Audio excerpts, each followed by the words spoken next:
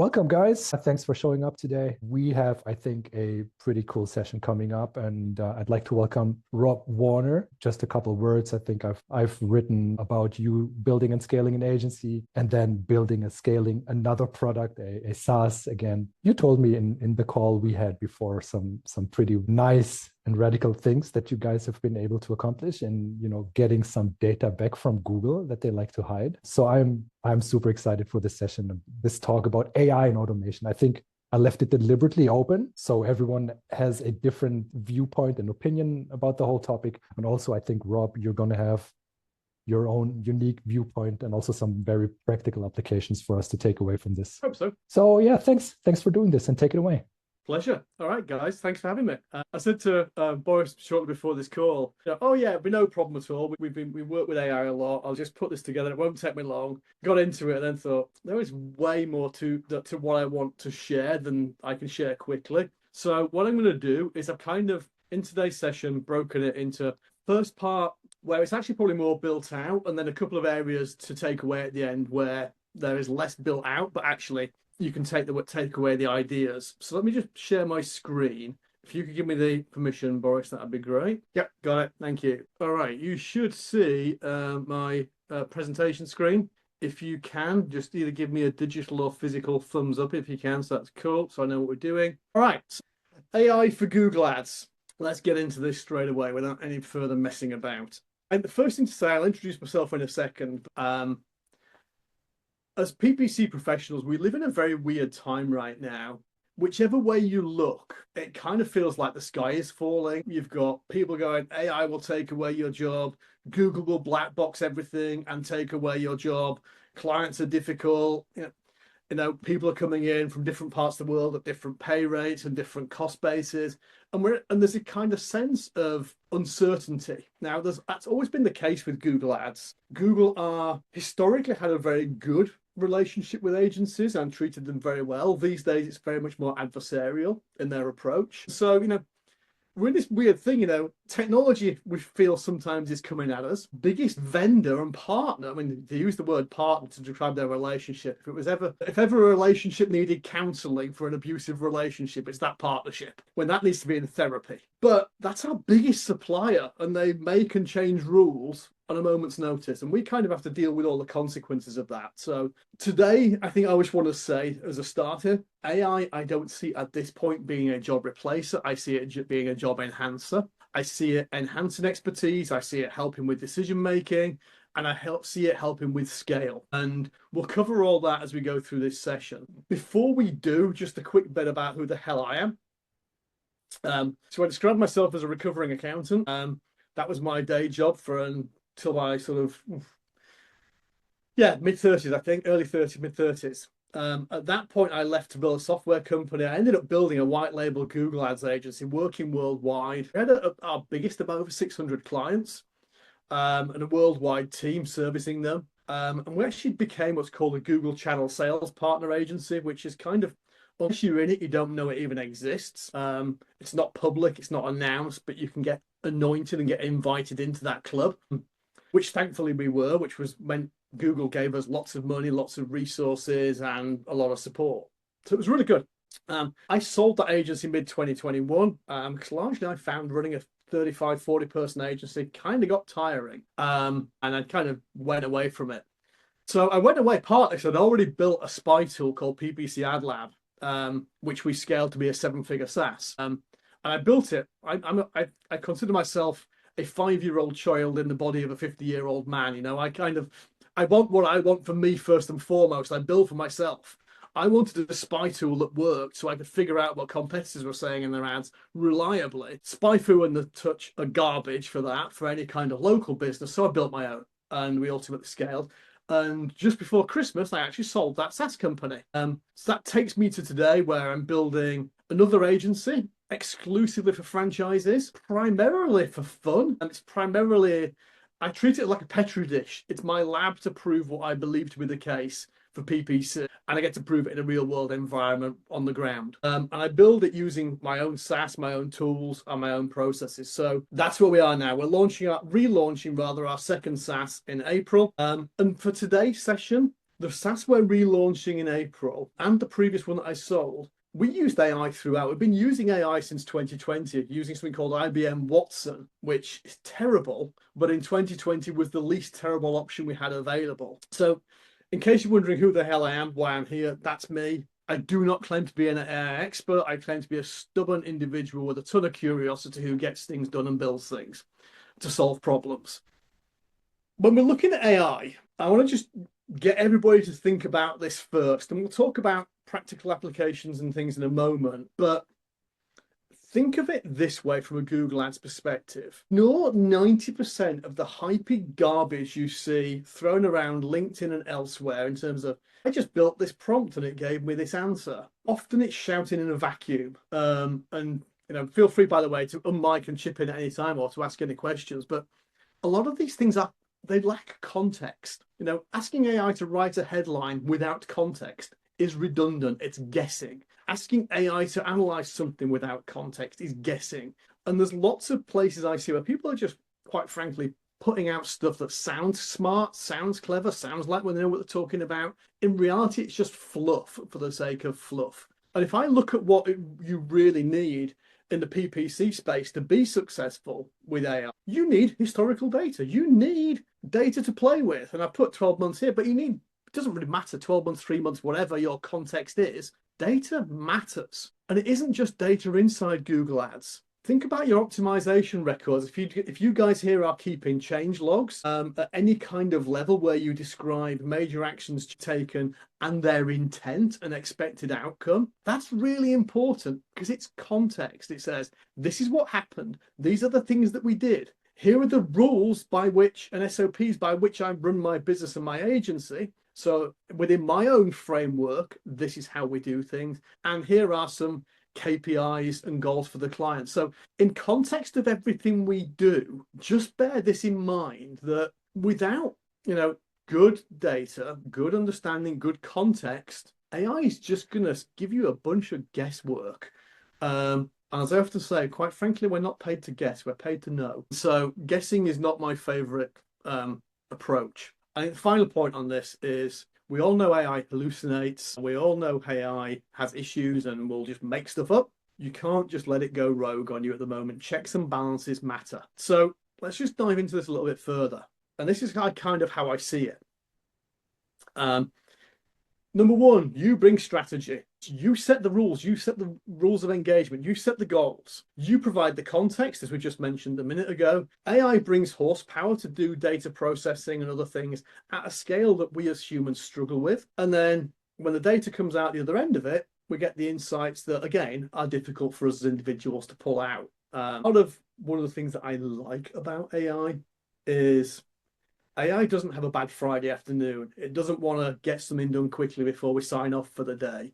It doesn't start day with a hangover or a headache or just not, distracted with 3 phone calls. That alone is an incredibly powerful thing to have by your side and is really, really useful. So this is how I look at AI in a PPC context. And some of these might be a bit of a surprise in terms of when we think of AI, we tend to think of generation. We tend to think of writing headlines, creating copy, doing that kind of stuff. It's generative AI. That's what we think of first and foremost.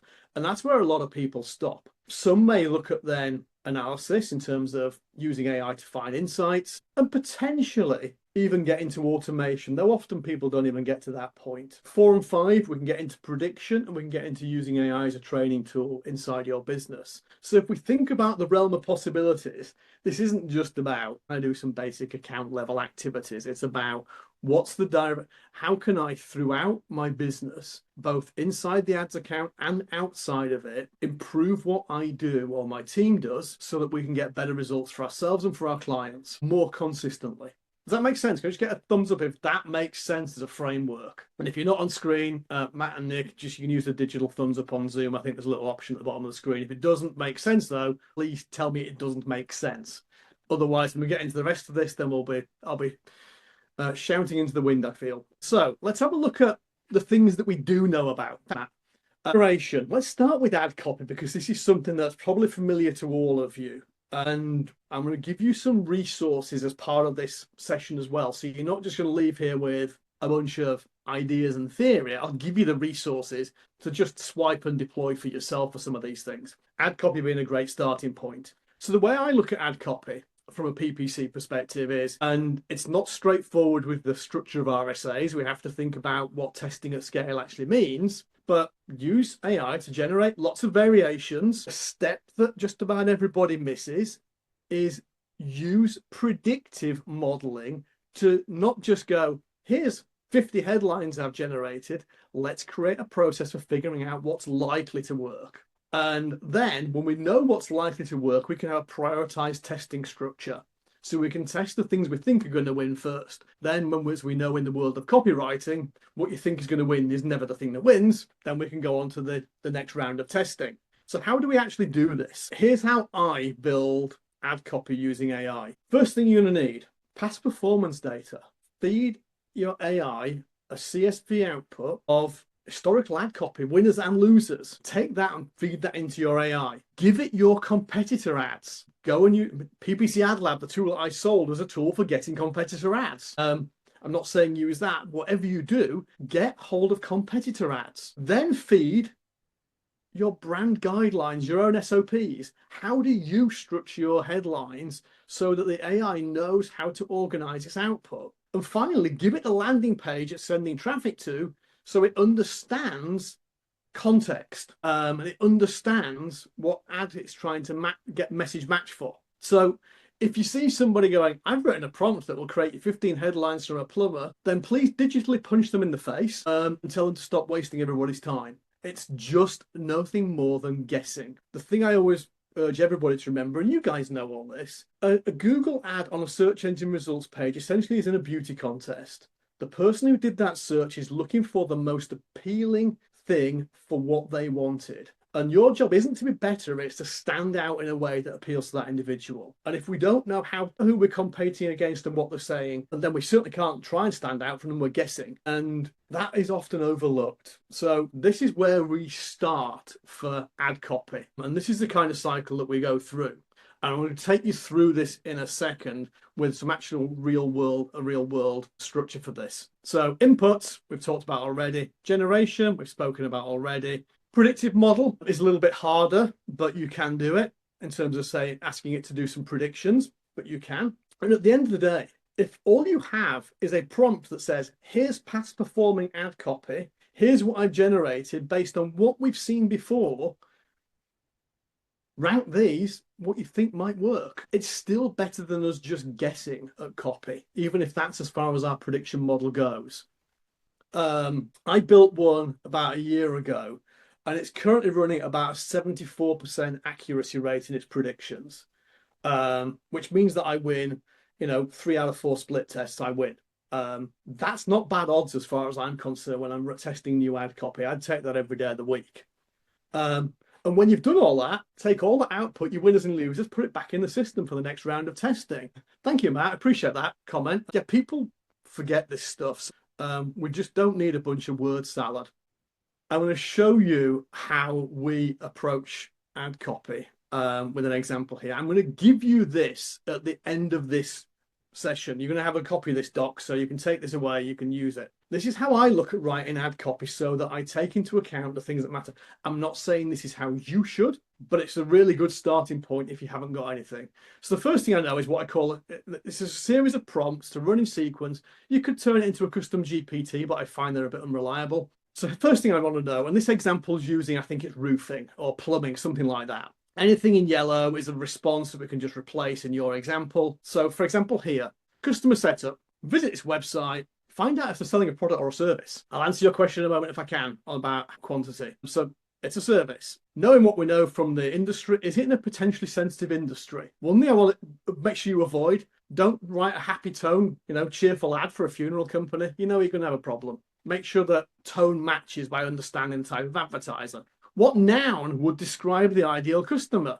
A homeowner in this instance. What's the name of the business? So right, so if you think that these first 4 things are set up, you could probably do them in one. I chose to break them out because I like to be explicit in what I'm doing. Right, great. Now grab the services that the business offers. we know the services. Now look at the landing page. Understand what the landing page specifically that you're sending traffic to. So we've got the business context. We know it's a roofing company with 10 services. These ads are for this one service. So let's write ads for this one service. We here pick up calls to action and contact methods, and we'll look for any special offers, any guarantees, any language around how they structure their offer. What are they saying in terms of their offers on the page? And it will go out and it'll pull, things out from there. And then this is my favorite bit of this whole process. List 5 to 10 fears and worries that a homeowner in this instance is likely to experience when selecting a vendor for this service. So tell me the pain. This is our fears. This is where it gets emotional. Then, how do you hope they feel when this service is delivered to a high standard? Give me the emotions.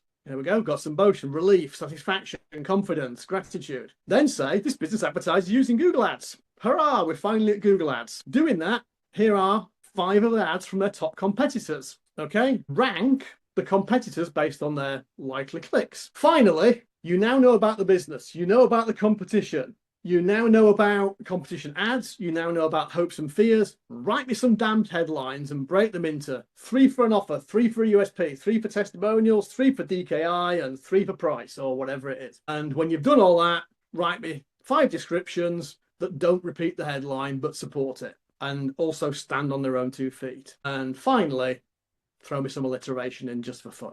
So if I want to use AI to write an ad, that's how I write an ad using AI. Any feedback on that? Any comments, any questions? Does that make sense? So I got feedback. And we've talked about this before, Rob, right? And I'm yet again surprised to how similar our thought processes are. I think yours goes into much more detail than mine, but it also starts with look at what's the service? Describe the service first. Describe the ICP. Describe their fears. Describe their pain points. Yeah. What would make them click? What would make them buy? What do they really pay attention to when they make a purchase decision? Stuff like that. So that's to me, it's very interesting. Yeah. As opposed to some of the other fluff, as you rightfully said, that's out there. Write me and there's a lot of it. It's very noisy. It's very seductive because it's very easy, but it's not real and it's not valuable. So this is going to be a side note, but pretty much everything that you guys can download for free on LinkedIn, so-called lead magnets, is just utter shite. I'm just going to go ahead and say it. Like I have very, very seldom do I download something where I really say, oh, this is something that I can really use in my day-to-day work. Most of it is just copy paste jobs from somewhere else and then regurgitated. So yeah. All right, I'll move on. Maybe a very basic question before we move on, because in one of the earlier slides you said, all right, ideation, creation, all that stuff, I know how to do that, right? So there's the usual suspects of ChatGPT, Gemini, Claude, whatever. But if we're talking about predictive analysis, what's the tool of choice there? Should I be using something else? Could I also do this in ChatGPT? I fear not. So the way I do this, so my position is a little different from most people's. I'm privileged enough to have a dev team. So we will tend to build a solution. So I built all of that and a lot more into an ads creation tool. So mine exists in a polished, usable tool.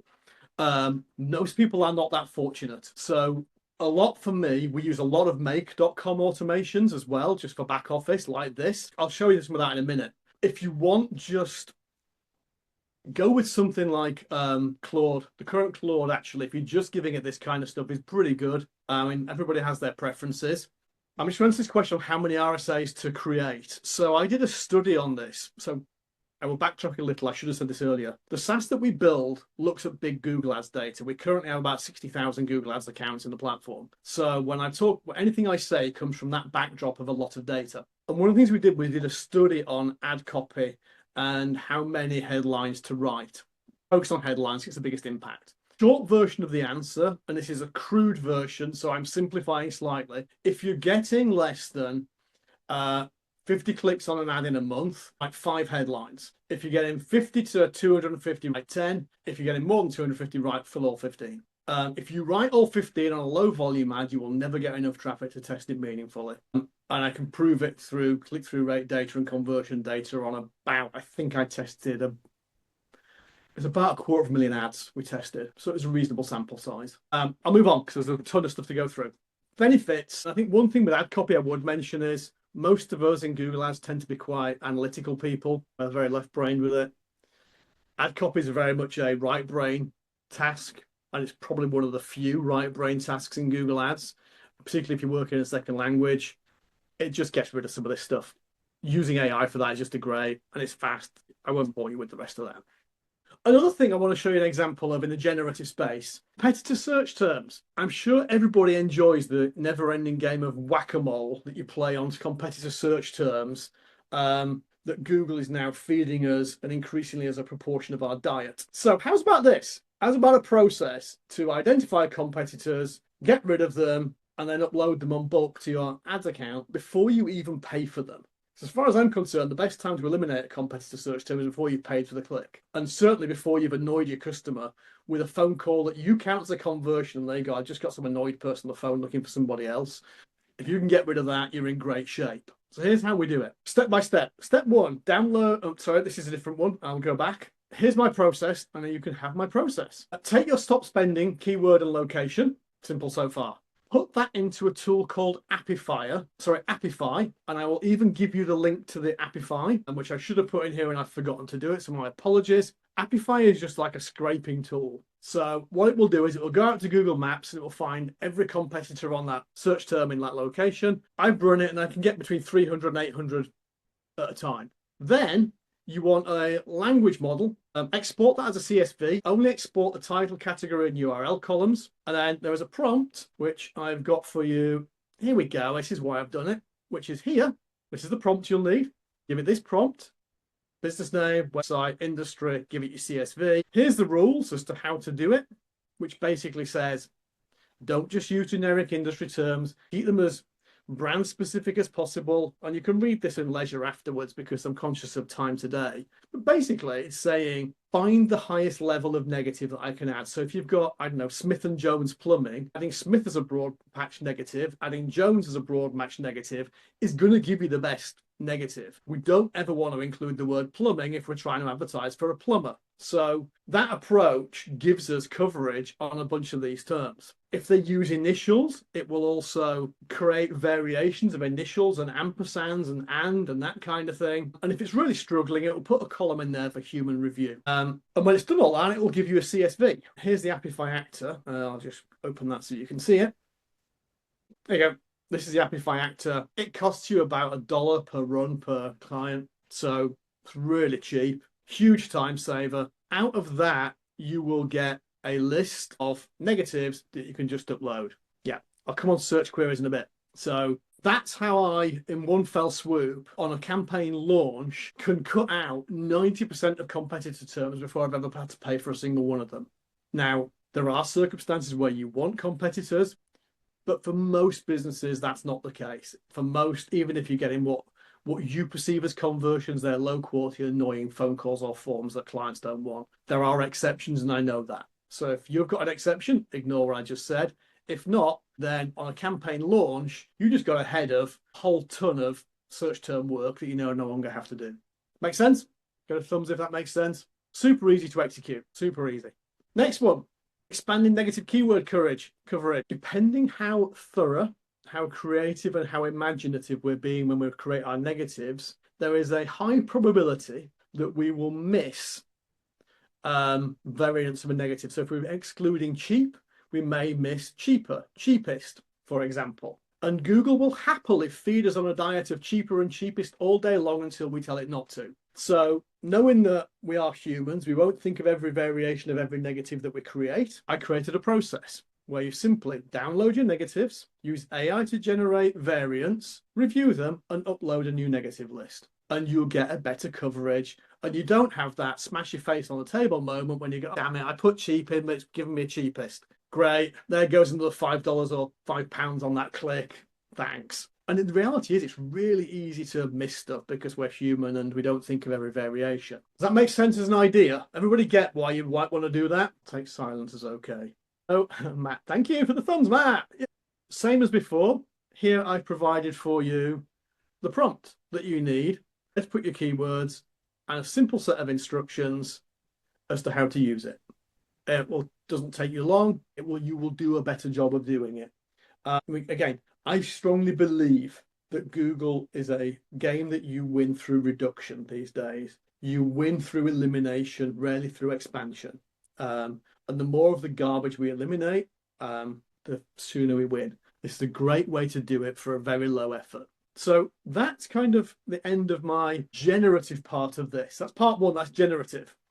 I'm sure there are other use cases. Boris mentioned engrams on search queries, which again is another generative process that we could do, and absolutely. And I don't say these to say I've built out the perfect generative workflow. I'm saying here are some examples of generative workflows we have built. Use them, use my stuff as a starting point, and take it and play with it and build your own.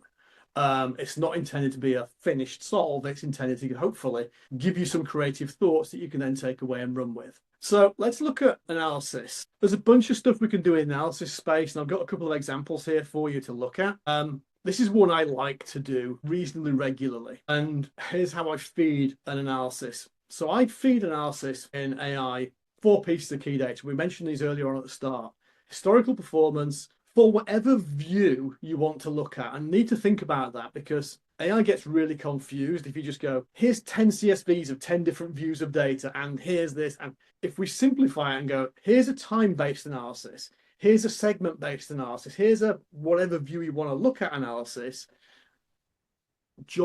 take individual steps, and then join the outcomes together. So okay, you can then say, here's the outcome from analysis 1, here's the outcome from analysis 2, here's the outcome from analysis 3. Now combine them and give me a meta-analysis and a prioritized list. That works really well. So what I tend to do is this: get some historical data, get that along with my change log. And I don't know if you run a change log, but we run something like this. So every time we go through anything, we're going through making a whole bunch of notes as to key things we saw, key things we changed, why we did it. It's largely a note format, but it's a format that a language model can understand, thankfully. But we do that for all major changes, so we have notes of the what and the why and what we saw. So we're taking a historical performance, a change log, benchmarks, and our goals, and then we do a review. And to do this, one of the tools that I like to use is this. It's called Get Poppy. It's a paid tool. It's about $300 a year, so it's similar to a ChatGPT. But the reason I like it, it's very visual to use and it's templatable. So if I do this for one client, I can just copy this, swap out a couple of things, and it's ready to go for the next one. So what do I have in here and how does it work? First thing is I linked it to my Google Drive and it made a PDF of these notes. Then I gave it just in text form my client goals. So CPA goal of 250, though flexible if quote is okay. Top priority, volume of quarterly leads. Here's my benchmarks. Really simple stuff, easy to understand. I'm sure all accounts you work on have something like that. I then gave it a performance summary on a rolling 12 weeks, and I segmented by week. So it got all the data by week. And then I have this prompt that I just copy from analysis to analysis, which if I try and expand this so we can all read it a little bit more easily, basically tell it what I'm giving it, and then objectives in terms of their output format, trying to scroll in here, findings, insights, recommendations, and priorities. These first 3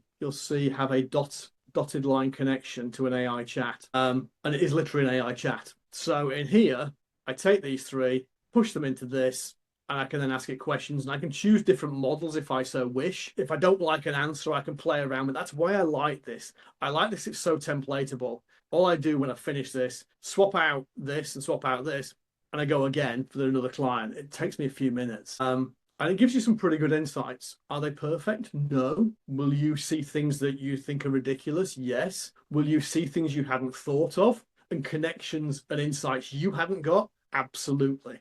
And that's the way to look at it. At this point, I don't see a roadmap coming out of this, but what I certainly see is signs and connections that I've missed that just give me that extra level of, there's something I've not spotted. I need to go and check that. And that's the way to think of it. It's your helper. It's your assistant. It doesn't replace your brain. So you could do this in other tools. I use Poppy because it's nice and visual and easy to replicate. If you're trying to just pay for one tool, just pay for one, and you can do a version of this, no problem at all. I currently, by the way, pay for 3 tools. I pay for ChatGPT, Grok, and whatever your political views on the current behavior of Grok's owners. I abdicate myself from a view on that at this point. The tool's great. And yeah, it's really good. It's annoyingly good. I love Elon, the businessman. I'm not sure I love Elon, the human, but there's a tool. It's terrific. So, and I pay for Poppy because it just gives me a different way of handling things. So again, I've given you the workflow for that as to how I do it and some links if you want to go and get it. I've included an affiliate link to Poppy if you want. I've also included a naked link to Poppy if you want. So that's how I do account analysis. The next analysis we do is call feedback. Just give me a thumbs if you have clients who get phone calls as part of their leads. Yeah. One of the problems with clients who get phone calls is getting call quality consistently back. So what we do, and this we've got in our agency, it's a great little process. I'll show you the make automation in a minute. Step one, it transcribes calls. So if you're using a call tracking platform, thanks, Nick, which I hope you're using a call tracking platform if you're running client call campaigns that have calls for clients. If not, please do. Don't use the Google stuff. It's not very good. First thing we get is a call transcription. Then we generate a summary of it. Then we score it. And depending on our client, currently, we take that score and automate an email to the client going, this was your call, this was the person, this was the number and the time, this was how we scored it, how do you score it? And we give them a link to click from fantastic to terrible. And we take all of that and we push that back as an offline conversion into Google so we can then use a maximize conversion value bid strategy. So we directly turn call feedback into effectively offline pushback, and it works great.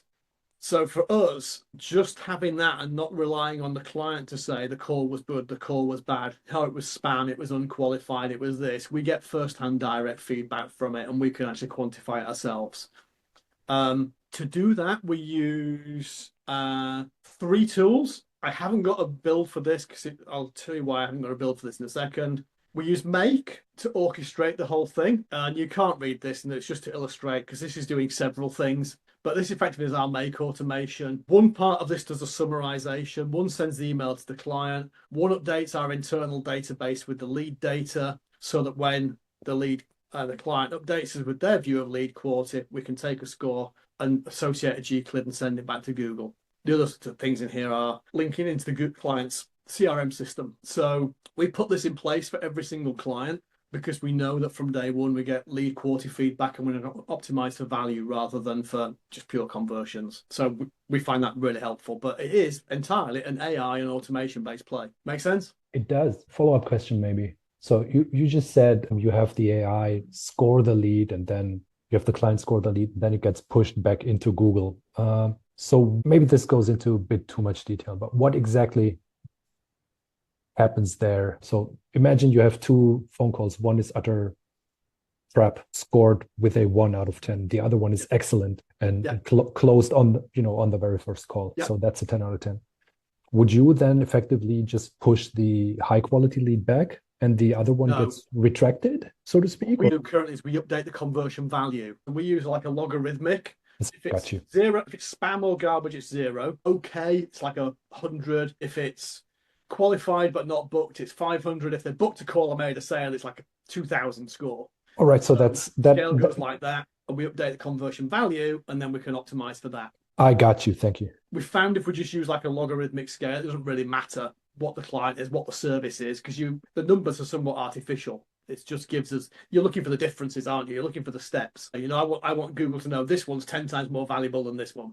The other one is a really simple one. If you don't do this already, if you control landing pages for your clients, again, I always believe you should where you possibly can. Tools like Clarity will give you heat map insights of the landing page performance. That's an AI analysis tool that you don't have to, because if anybody spent any time analyzing landing page heat maps or screen recordings, you'll realize it's really boring. It's really boring. It takes ages. AI summaries are not perfect, but if you can use them to supplement, and Clarity's free, so why wouldn't you? We put this on every client and we go through these periodically to look at how we can make landing page changes. Just to answer your question, sorry, I didn't see that a second ago. Yeah, we put them into Google Ads goals. It doesn't really matter as long as you set them to primary. So our primary conversion is the conversion value from the pushback. That's our primary conversion that we optimize for. Category 3, automation. These are really simple. A couple of things that we do already. Communication and report generation. I suppose the last one was automation as well to a degree. If you haven't tried it, tools like Fixer are great if you hate replying to emails. Fixer learns your voice over time by scanning your email and reading your sent items. So if you get up on the morning and your clients have been emailing you overnight, it will draft you replies based on your tone of voice to all your clients, and it learns from the edits that you make. So, and it saves them as draft. So it gradually gets more accurate and replying for you. If you hate the pain of having to reply to emails, let it run twice a day, check in and go, edit, send, edit, send, edit, send, edit, send, and you're out of there. It's an AI tool. I don't claim you have to build everything yourself. If we're looking to spend our time doing things that deliver the most value, then it's a great hack. I'm not suggesting you use it for that client critical, thoughtful, thorough email. That's not what it's for. But for your routine, just normal everyday queries, it's great. I'm going to give you an example of something else that we do now. This is going to sound extreme, so I apologize in advance if this sounds extreme. But it gives you from where I'm coming. So my perspective is, we are building an agency for franchises. So we've gone from 0 to, I think, about 50 clients in about 5 months. And that for us is really simple because we only win 3 or 4 franchise brands and we get many locations, all with their own ad accounts. So I'm not a great fan of reporting. I find it, as most of us do, I'm sure everybody dreads the first week of the month when you're writing reports, and that's everybody's happy place. So what we do is whenever an email comes into us that we need to spend more than a quick, fixer type response, we log it in our task manager. We use Infinity. It doesn't matter what you use. And we've got 2 fields in there. In fact, there's 3. I cut one of them off here, but it's probably worth mentioning as well. Public description and public resolution. The third one is, sorry, the 3 and 4, make public and notify client. So what we do is when we get a task from a client or a thing we're doing for a client that we want the client to know about, during the month, we have it in our task, we describe what we've done and describe the outcome. So if they emailed us, this was their request, this is our response to that request. If it's an internal task, this was the brief, this is what we've actioned. If it's set to make public, we've written an automation such that these replies automatically, using Superbase, appear in our Looker Studio report at the end of the month. It filters by date and client. So you can see here, my client is CIQ McKinney. So when I look at the CIQ McKinney report, nicely at the bottom in my comments and actions section, this is in my actions. I don't rewrite it. I don't touch it. I've already done the public facing version of it here. I don't have to revisit that at all. If we've also checked the notify thing, it will send the client an email as soon as we finish it to say, task this, done this, completed, see you later. So we don't have to spend any time replying to the customer to tell them we've done it. It just does it for us. That we've found to be really powerful. And then the final thing we've done is we've created like a summary that says, in the summary block, look at the performance, look at the actions we've taken, look at past performance, and write the summary for us. Reporting goes from being, don't get me wrong, I still hate it, it's still a pain, but it's 80% less of a pain than it would be without it. And again, this is the philosophy we have in our agency is we call it solve for all. We always want to take actions that solve at scale at the highest level for all clients, never solve for an individual client. So this is very much what we consider a solve for all solution, because by implementing this in our task management, every report for every client is fixed permanently. That makes sense to everybody. I appreciate that's a bit out there, a bit nerdy. Nick, yeah, so when I say an agency franchise, Nick, I simply mean that we're an agency that only works with franchises. So we typically will sign HQ, the franchisor, as the client, and then they walk us into their locations, or they just hand us them in some cases. So that's what we mean by a franchise agency. And do I know of a parser tool? Yeah, you can. If you go to Apify that I showed you before, they have scrapers for many, many, many things, including a landing page scraper. So I'm sure, Nick, if you go to Apify, you'll find a scraper on there that will do that for you. You can also have it scrape reviews if you want to get sentiment and that kind of thing. So you can get lots of stuff out of here. Other things to share with you today. Oh, we won't bore you with that. That's just fluffy stuff.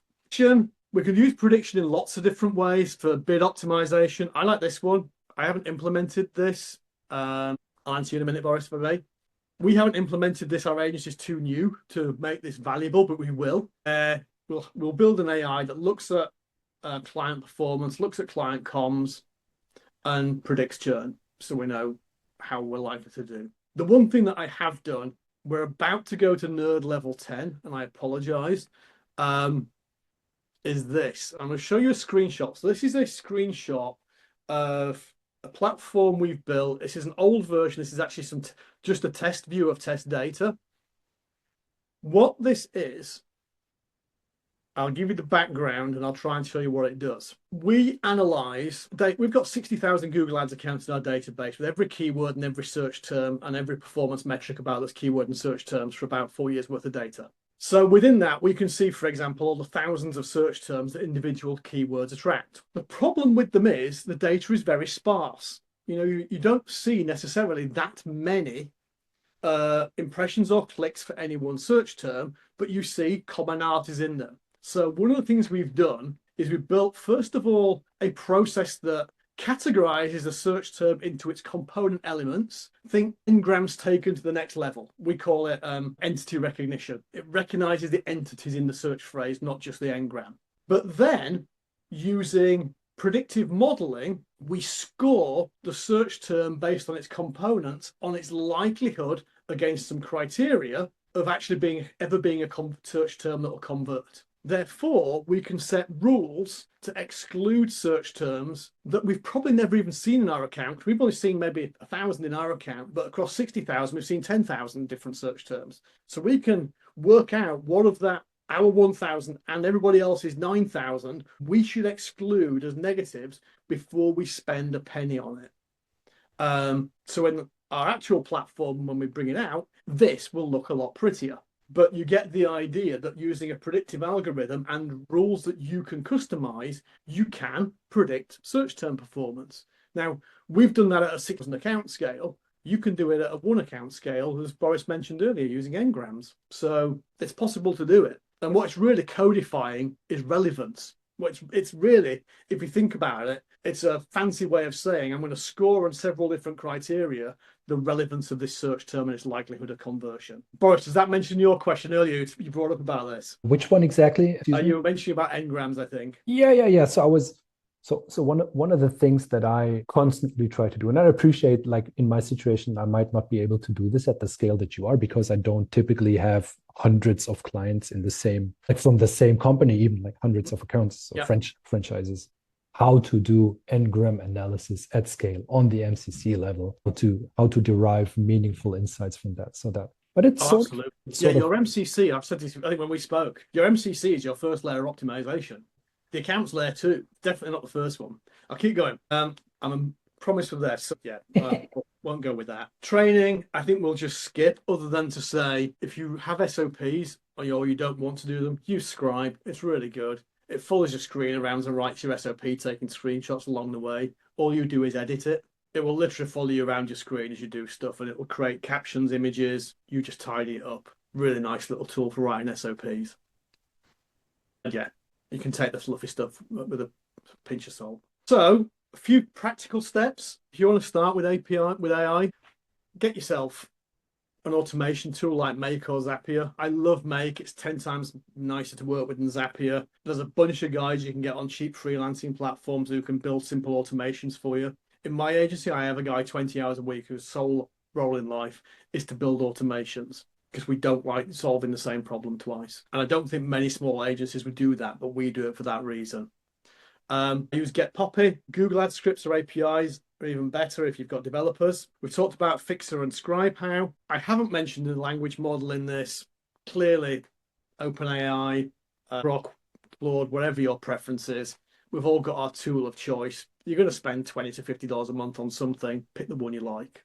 I think the practical steps that people miss, much of your success when you're working with AI inside an agency starts with you and your data. If you've got garbage, disorganized historical data, you're going to feed it into AI and it's just going to accelerate your garbage production process. So I strongly advocate for organizing your own thoughts on your own data before you try and superpower it with AI. Make sure you've got some SOPs just for critical functions, and don't try and kind of eat your elephant all at once. Eat it in pieces. Just pick something, make it work, and play with it. Have fun with it. You will get frustrated because, man, these things can be dumb sometimes.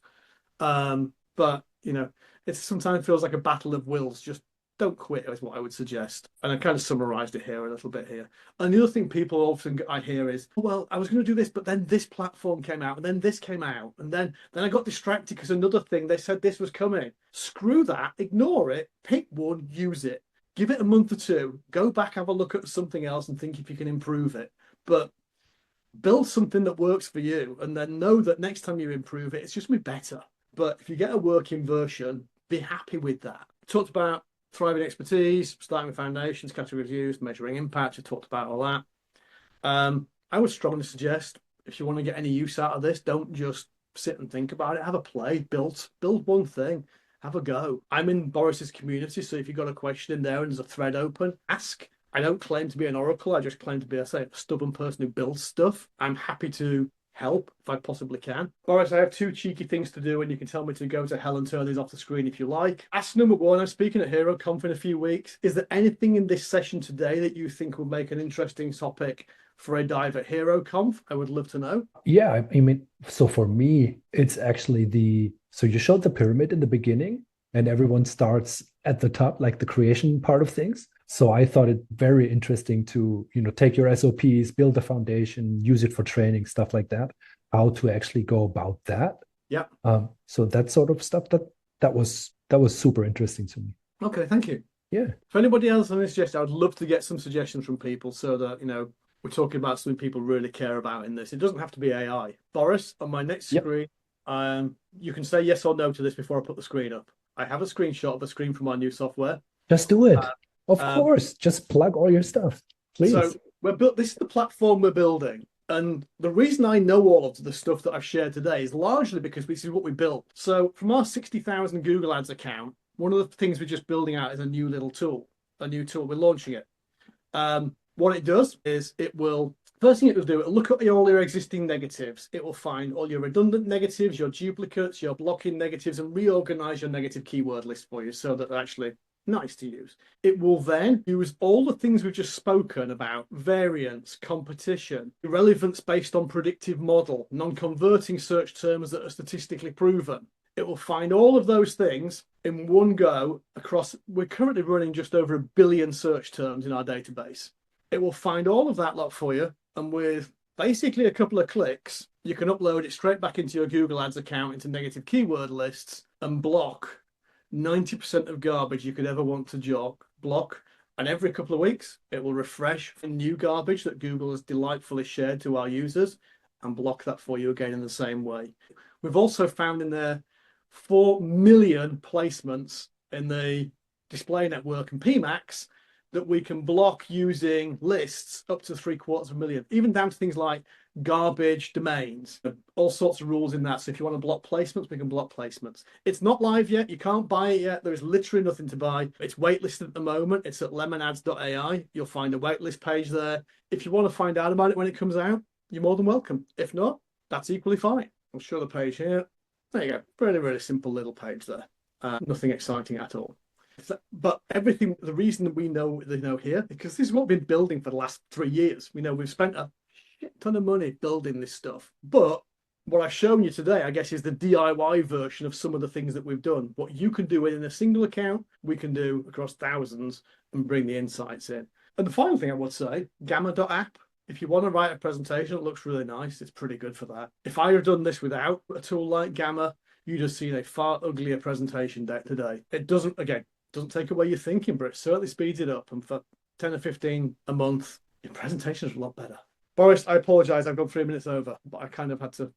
That's totally fine, Rob. Thank you a lot for all of that. That was very dense. That was also very informative, for lack of a better word. I have maybe a question from my end. So we, as PPC practitioners, we know what we know. Hopefully, we also know what we don't know, or at the very least, we know that we don't know a lot of things. All right. So to ask the question, I can build automations for the things that I know. But here's the nerdy part. How can I use AI to tell me what I don't know and then build solutions to solve for the things I don't know yet? Really cool question, by the way. I think for my money, what you don't know falls into a couple of categories, I think. Category number one is, what is the data that Google doesn't allow me to see that will be helpful for me to see? So what is the data I am lacking that I can't get my hands on that will be helpful to me. So, like I've just shown, the fact we can see thousands of search terms, Google, we know, hides search terms, even in your own account and everybody's account. We know that.